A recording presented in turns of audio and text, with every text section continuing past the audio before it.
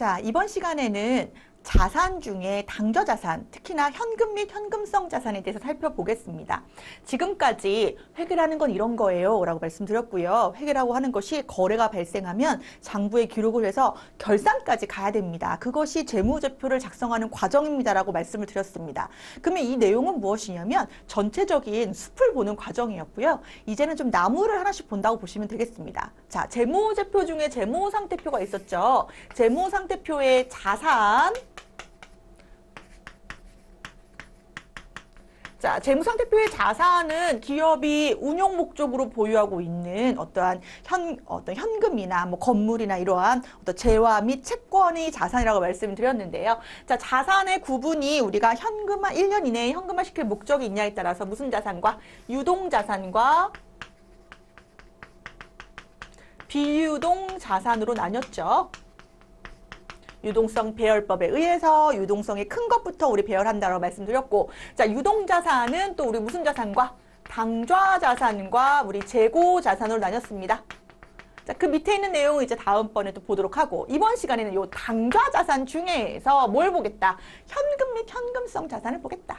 그래서 무슨 모든 계정을 다 하나하나 볼 수는 없겠지만 이론적으로 조금 중요하게 여러분들이 체크해야 될 것 위주로만 좀 살펴보도록 하겠습니다. 그 첫 번째 현금 및 현금성 자산입니다. 뭐 현금을 공부할 필요가 우리가 있겠습니까? 여러분들 알고 계시다시피 현금이라고 하는 것은 통화라고 하는 건 지폐나 동전을 우리가 통화라고 합니다. 자, 그러면 이러한 현금이 지폐나 통화만 우리 회계학에서 현금이라고 하느냐? 그렇지 않다는 거예요. 다음의 내용도 현금으로 보겠다라는 겁니다. 그게 바로 뭐가 되는 거냐면 통화대용 증권입니다. 여러분, 통화대용 증권은 여러분들이 좀 알고 계셔야 돼요. 첫 번째, 타임 발행 수표. 이거 타임 발행 수표는 다른 말로는 거래처 발행 수표라고 할 수도 있고, 다른 말로는 동전 발행 수표다라고도 할 수 있습니다. 거래처 발행, 동전 발행. 그러면 이것은 거래처가 발행한 당좌 수표를 의미하는 것입니다. 거래처가 당좌 수표를 발행한 것은 당좌예금 내에서 우리가 그 현금을 왔다 갔다 할 수 있게끔 발행한 거기 때문에, 자, 수표를 가지고 제시를 하면 바로 현금화할 수 있다라고 보는 겁니다. 따라서 거래처가 발행한 수표를 수취했을 때 현금이라고 기록할 수 있다는 겁니다.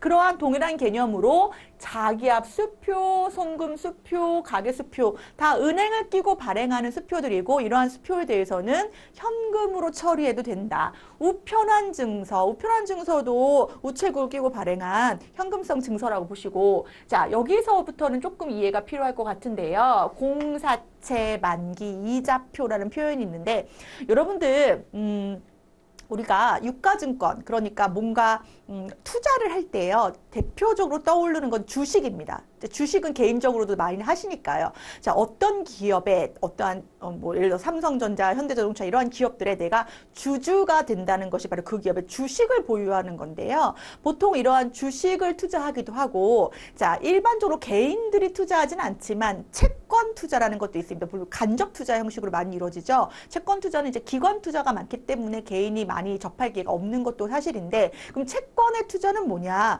이 채권이라고 하는 것은 기업이 발행한 부채입니다. 자, 무슨 얘기입니까? 예를 들어서 우리 이페스가 있다라고 할까요? 주식회사 이페스가 있는데, 자, 기업이 주식회사 이페스의 자산, 부채, 자본이 있다고 할 때, 자, 기업에서 자금을 조달하는 방법이 이제 부채와 자본이라고 했을 때, 돈이 좀 필요해요. 우리가 지금 이번에 새로운 반도체 기업을 인수할 거예요. 그러면 자, 자본을 증가시키는 방법으로 우리가 자금 조달할 수가 있는데, 그게 바로 주식을 발행한다는 겁니다. 주식을 발행해요.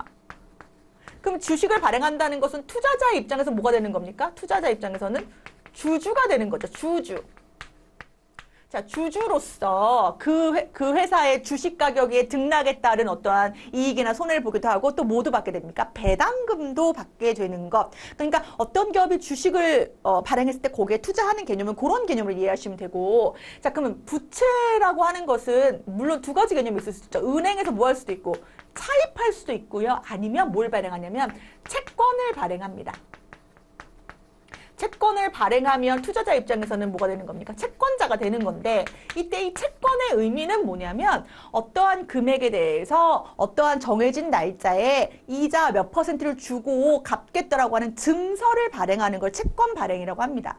이 채권 발행이 국가일 수도 있어요. 왜냐하면 국가는 세금을 가지고 국가를 운영해야 되는데 그거가 세금 가지고 안 될 수 있잖아요. 그래서 국가에서도 뭘 발행합니까? 채권을 발행합니다. 그걸 국채라고 하고 공공기관에서도 발행하죠. 이걸 공채라고 하고 지방자치단체에서도 발행하는 걸 지방채라고 하고 다 뭘 약속하는 겁니까? 이자를 약속하면서 원금 상환 기일을 약속하는 거죠. 그리고 기업이 발행하는 것을 회사채라고 합니다. 회사채. 여기서 회사채를 줄여서 뭐라고 하냐면 사채라고 합니다. 그래서 여기 보시면 공사채 이자표라고 하는 것은 공공기관에서 발행한 거, 회사에서 발행한 채권의 만기가 도래한 이자래요. 그러면 여러분들 이건 뭡니까? 현금이랑 동일하다는 겁니다. 예전에는요, 공사채 이자표가 이렇게 그 채권이 있으면 거기 이렇게 우표처럼 이렇게 붙어 있었대요. 그래서 그걸 뜯어가지고 가면 현금으로 바꿔주는 개념. 요즘은 당연히 안 그러겠죠. 이제 공사채 이자표라고 하는 개념이 현금으로 바로 전환되는 거. 그래서 여기서 현금이라는 개념 자체가 꼭 현금이라고 하는 통화, 지폐나 주화가 아니더라도 수표나 공사채 이자표 혹은 배당금 지급 통지서, 배당금 영수증 말고 배당금 지급 통지서라고 봐야 되죠. 이거 수정할게요. 배당금 지급 통지서.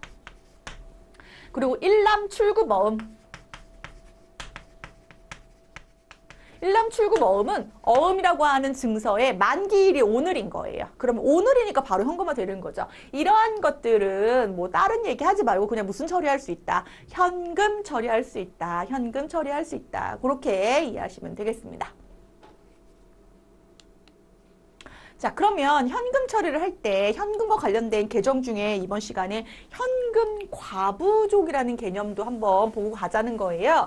얘는 임시 개정이고요. 우리 결산 때 잠깐 나왔던 개념인데요. 예를 들어서 이런 거예요. 우리가 장부상의 현금 잔액과 실제의 현금 잔액을 항상 맞추는 작업을 현금 시제를 맞춰본다 이렇게 얘기를 합니다. 이거 굉장히 중요한 개념이죠. 요즘 우리 가끔 뉴스에 보면 횡령 사건들 많이 나오는데 그중에 하나들이 어떤 현금성 자산들을 막 자기 통장에 막 집어넣고 막 이런 것도 나오잖아요. 자, 보시면 장부에는 10만 원이라고 써 있는데 실제로는 9만 원이라 할까요? 9만 원밖에 없는 거죠. 그러면 실제가 9만 원밖에 없으니까 만 원을 채워 넣어야 되는 회계 담당자의 슬픈 사연인가요? 예, 맞아요. 사실은 실무에서는 그럴 수도 있어요. 그런데 이제 회계학에서는 요 차이를 인정해 주겠다는 거예요. 인정해 주니까 봐보세요. 현금이 지금 얼마 부족하다, 만 원이 부족하다라고 기록한다는 겁니다. 비용처럼. 현금이 없다. 그래서 뭐를 빼주는 거예요? 장부에서 만 원을 빼주는 거예요. 실무에서는 이렇게 회계 처리하면 안 되겠죠. 찾아내라고 해야죠. 끝까지 찾아내야죠. 그래서 얘 개정이 무슨 개정인 거고 임시 개정인 거고 일시적으로 처리하는 임시 개정인 거고 요는 결산 시에 기말 시에 현금과 부족의 잔액이 어디에 있다면 차변에 있다면 잡손실 처리하고 반대로 예를 들어서 실제가 13만 원이 있다. 그럼 3만 원이랑 내가 갖다 이익이 남았네? 라고 개인적으로 쓰면 절대 안 되고 요 3만 원이 왜 남았지? 하고 3만 원을 장부에 더 써놓는다는 거죠. 과잉시. 따라서 과잉시에는 현금과 부족 잔액이 대변에 있는 것이고 요 금액에 대해서 결산 시에 이유를 못 찾으면 끝에는 무슨 처리한다? 잡이익 처리한다. 요 개념은 결산 시에도 나오는 개념이니까 좀 체크하고 보시겠습니다. 자, 그래서 지금 현금 및 현금성 자산이라고 하는 챕터를 보고 있는데 그 첫 번째 현금에 대해서 봤습니다. 현금이라고 하는 것은 우리가 뭘 얘기한다? 자, 현금이라고 하는 것은 통화뿐만이 아니라 뭐까지 포함시킨다? 통화 및 통화 대용 증권까지도 포함시킨다. 통화 대용 증권까지도 포함시킨다고 했고, 자, 이제 두 번째로 볼 것이 바로 요구불 예금입니다. 자, 요구불 예금이라고 하는 것은 말 그대로 그 예금을 입출금할 때 큰 비용이 들지 않는 내가 또 원할 때 바로 찾아 쓸 수 있는 예금을 요구불 예금이라고 하는데요. 요구불 예금에는 크게 두 가지가 있죠. 보통 예금하고 당좌 예금이 있습니다. 그럼 보통 예금은 여러분들이 뭐 하나씩 다 가지고 계신 거예요. 통장에 돈이 들어오면 들어서 빼고 싶으면 뭐 카드로 빼고 뭐 이런 것들 있잖아요. 이게 대표적인 이제 보통 예금이라고 볼 수 있는 거죠. 보통적인 예금. 그럼 이번 시간에는 여러분들 보통 예금을 알고 계시니까 당좌 예금을 좀 중심으로 보자는 거예요. 자, 그럼 요구불 예금 중에 당좌 예금은 뭐냐? 당좌 예금이라고 하는 것은 기업이 어떠한 금액을 찾기 위해서는 수표를 발행해야지 찾게 되는 건데요. 요거 당좌 예금에 대해서 한번 그림을 그려보면, 자, 기업이 있을 때 기업이 먼저 누구와 은행과 뭐를 체결해야 되냐면 당좌 거래 계약을 체결해야 됩니다. 여러분, 당좌 거래 계약이라고 하는 것을 체결해야 된다. 이것은 사실 지금과 같은 인터넷 뱅킹이나 폰 뱅킹이 자유로운 시절에 있는 얘기가 아니라 어떠한 대금을 송금하기 위해서는 반드시 은행에 방문해야 되고 막 이런 시절이 있지 않습니까? 그 시절에 나온 얘기라고 보시면 되겠습니다. 은행과 먼저 당좌거래 계약을 맺습니다. 이때 계약을 맺을 때 개설보증금, 당좌거래 개설보증금을 걸어놓습니다. 보증금이라는 건 뭐예요? 너와 나와의 계약관계를 보증하는 금액이에요. 따라서 이 보증금은 내가 그 계약을 해지할 때까지 찾았을 수 있는 예금이 아니에요. 그래서 당좌거래 개설보증금은 당좌 예금이 아닙니다. 당좌거래 개설보증금 여기다 써놓을까요? 당좌거래 시에 개설보증금은 당좌 예금 처리하는 것이 아니라 특정 현금과 예금이라는 개정이 있습니다. 얘는 요구불 예금이 아니에요. 그 계약이 종료돼야지만 찾았을 수 있는 거기 때문에 당좌거래 개설보증금은 특정 현금과 예금 처리를 하게 될 겁니다. 자, 그러면 은행이 그래 우리 거래하자라고 하면 우리가 또 뭘 해야 되냐면 두 번째로 당좌 예금을 예입합니다. 당좌 예금을 넣어놔요. 그러면 은행이 뭘 주냐면 당좌 수표 번호를 줍니다. 수표 번호를 부여하죠. 자, 그럼 당좌 예금을 예를 들어서 1억을 넣어놨다고 했을까요? 1억? 그러면 기업은 다른 기업에 뭘 발행할 때? 수표를 발행할 때 얼마 한도 내에서 당좌 수표 한도 내에서 이 예금 한도 1억 한도 내에서 수표를 발행합니다. 그러면 거래처가 자, A기업이 발행을 하면 이제 B기업이 수표를 받게 되죠. 그럼 여러분 생각해 보세요. B기업 입장에서는 A기업이 발행한 수표를 받았습니다. 그게 바로 뭡니까? 거래처 발행 수표, 타인 발행 수표잖아요. 아까 앞에 봤던 타인 발행 수표. 누구 입장에서는? 수표를 받은 입장에서는 타인 발행 수표죠. 그럼 이 타인 발행 수표는 뭐랑 동일하다고 했습니까? 현금과 동일하다. 왜냐하면 타인 발행 수표를 가지고 은행에 가서 제시를 하면 이 은행에서는 이 당좌 예금 금액에서 금액을 지불하겠죠. 그렇기 때문에 타인 발행 수표는 현금과 동일하다 이렇게 얘기를 할 수가 있겠습니다. 따라서 지금 여기 밑에 보시면 아이당당 유동현이라고 되어 있는데 우리 기업이 발행하면 당전 발행 수표라고 하고 당전 발행 수표 입장에서는 당좌 예금에서 나가는 거라는 거예요. 그렇죠? 하지만 거래처가 발행하면 이걸 무슨 발행 수표라고 하고 동전 발행 수표라고 하고 동전 발행 수표, 거래처 발행 수표, 타인 발행 수표는 이걸 무슨 처리한다? 당좌 예금 처리한다. 뭐 이렇게 기억을 하시면 되겠습니다. 자, 그런데 이런 경우도 있을 수 있어요. 어떤 경우냐? 자, 우리 아까 당좌 예금을 얼마 넣었습니까? 1억 넣었어요. 1억. 자, 1억을 넣었는데 수표를 막 발행하다 보니까 1억이 모자랄 수 있다는 거예요. 그렇기 때문에 이러한 경우에 수표가 모자르면, 예금이 모자르죠. 예금이 모자르면 당연히 은행에서는 그 수표에 대한 대금 지불을 하지 않겠죠. 수표를 발행한다고 하더라도 예금이 1억 한도 내에서만 발행해야지 1억을 초과해서 발행을 하면. 그래서 만약에 거래처 발행한 수표라고 생각하고 B기업이 은행한테 제시를 했는데 당좌 예금 잔액이 부족하면 대금 지불을 거절한단 말이죠. 그게 바로 부도예요. 부도. 따라서 이러한 부도의 위험을 뭐하기 위해서 줄어들기 위해서 이 당좌 예금 한도를 넘어서더라도 수표를 발행했을 때 대금 지불을 해준다라는 거래를 은행과 미리 약속을 합니다. 이것이 바로 뭐냐면 은행과 미리 당좌 예금 한도를 넘어서서도 발행할 수 있게 거래를 하는 걸 당좌 차월 거래라고 하고, 이 당좌 차월이라고 하는 것은 예금이 1억밖에 없더라도 당좌 차월 한도를 1억을 걸어놨다라고 하면 2억까지 발행할 수 있게끔 해주는 거고, 실질적으로 이 당좌 차월 제도는 은행이 기업에게 뭐 해주는 것과 동일합니까? 돈을 빌려주는 것과 동일하기 때문에 기업 입장에서는 단기 차입금 개정하고 동일하다, 이렇게 보시면 되겠습니다.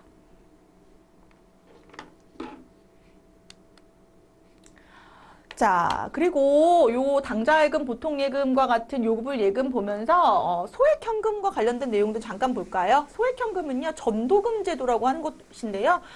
실무에서 요 내용으로 회계 처리하는 회사들도 있을 수 있습니다.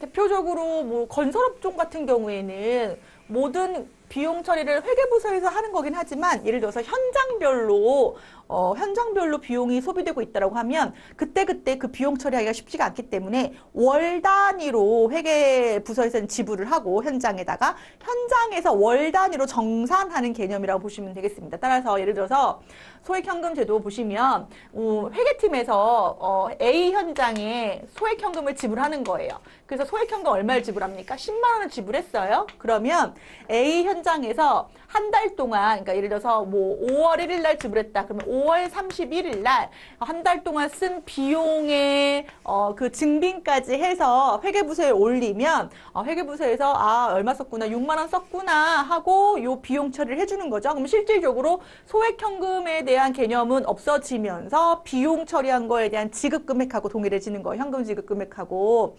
그래서 6월 1일 날 그러면 우리 쓴 6만 원만 다시 채워주는 거죠. 이렇게 이루어지는 것이 전도금 제도의 성격이고요. 실질적으로 회계부서의 일이 요즘은 이제 부서별로 회계 담당 직원이 한 명씩은 있을 정도로, 요 정도는 이제 처리하게끔 있는 거죠. 자, 이번에는 세 번째, 현금성 자산이라고 보겠습니다. 현금성 자산. 자, 우리 현금 및 현금성 자산. 자, 현금 및 현금성 자산이라는 무슨 계정에 대해서 보고 있습니까? 통합 계정에 대해서 보고 있습니다. 통합 계정의 의미는 말 그대로 합친 거예요. 뭘 합쳤냐면 요 세 개를 합쳤는데요. 요 세 개를 실질적으로 우리가 회계 정보는 이렇게 합쳐서 막 그 뭉뚱그려서 쓸 수 있는 정보가 아닙니다. 왜냐하면 회계 정보는 이해관계자들의 어떠한 의사결정에 도움이 되는 정보였기 때문에 이해 가능성이 높아야 되기 때문에 이러한 정보들을 무조건 이렇게 합산하는 게 좋은 건 아니지만, 그 내용이 유사하고 그리고 그 내용이 그렇게 중요하지 않으면 합산할 수 있다. 그게 바로 통합 계정이고, 대표적인 통합 계정이 현금 및 현금성 자산입니다. 따라서 현금 및 현금성 자산은 현금, 보통예금, 당좌예금, 현금성 자산의 합산 금액이라고 보시면 되고, 그 대신에 기록하는 입장에서는 현금 따로, 보통예금 따로, 당좌예금 따로 기록을 하지만, 모아는 입장에서 그 정보를 보는 입장에서는, 즉 전달받은 입장에서는 이걸 합산해서 전달받을 수 있다. 요 개념으로 보십니다. 즉 현금 및 현금성 자산이라는 계정 과목이 있는 것이 아니라 요 현금, 보통예금, 당좌예금 요것을 합산한 것을 현금 및 현금성 자산이라고 한다고 보시면 되겠고요. 자, 그럼 현금성 자산은 뭐냐? 여러분, 현금성 자산은요, 금융상품이에요. 뭐라고요? 금융상품. 금융상품은 좁은 의미로 뭡니까? 은행에 갔을 때 여러분들 뭐 가입하라고 권유받는 것들 있잖아요. 이거 이번에 나온 상품인데 이자가 좀 괜찮습니다. 막 이런 식으로. 그게 바로 금융상품입니다. 근데 이 금융상품이 단기 금융상품이라고 하는 개념이라고 했을 때, 단기라고 하는 것은 결산일 기준으로 1년 이내에 만기가 도래하고 돈을 찾을 수 있는 걸 단기 금융상품이라고 하는데, 현금성 자산은 단기 금융상품보다 훨씬 만기가 일찍 도래해요. 어떤 기준으로 보냐면, 취득 시 만기가 3개월 이내로 도래하는 금융상품을 현금성 자산이라고 합니다. 여기서의 기준은 언제입니까? 취득 시. 그러니까 그 금융상품에 가입한 시점 기준으로 몇 개월? 3개월 이내에 현금화되는 거니까 이건 굉장히 뭐한 거예요? 현금성이 좋은 거죠. 유동성이 높은 자산이라고 볼 수 있겠습니다. 그래서 실질적으로 이렇게 사업을 하다 보면 굴리는 금액들이 많고 잠깐 이게 곧 쓸 돈이지만 잠깐의 어떤 뭐 여유가 있다고 했을 때, 시간적 여유가 있다고 했을 때 이러한 현금성 자산 금융상품에 가입을 해서 잠깐 3개월 단위의 어떤 이자라도 효익을 보는 경우도 있을 수 있다. 그래서 이번 시간에 배운 현금 및 현금성 자산에 대해서 요 3가지 카테고리로 기억을 하시면서 우리 체크하도록 하겠습니다. 자, 우리 학습 정리, 현금 및 현금성 자산. 자, 현금이라고 하는 것은 꼭 통화만 얘기하는 것이 아니라 통화대용 증권도 의미하는 것이다. 통화대용 증권은 대표적으로 타인 발행 수표, 자기압 수표, 그리고 우리 송금 수표, 우편한 증서, 배당금 지급 통지서, 일람출금 어음 등등이 있다라고 얘기했고요. 요구불 예금에는 당좌예금 중요하게 봤습니다. 당좌예금에서 당좌 차월의 개념, 당좌거래 개설 보증금의 개념까지, 그리고 보통예금, 또 현금성 자산에 대해서는 취득시 만기가 3개월 이내에 도래하는 금융상품을 의미한다. 자, 이와 함께 현금과 부족이라고 하는 임시개정 그리고 전도금 제도에 대해서도 살펴보았습니다. 자, 현금 및 현금성 자산은 내용적으로 어려운 내용은 있지 않지만 우리가 일상생활에서의 현금과 회계학에서 보는 현금의 차이가 조금 다른 면도 있기 때문에 그거에 유념하시면서 정리하도록 하겠습니다. 자, 현금 및 현금성 자산 마무리하겠습니다. 수고하셨습니다.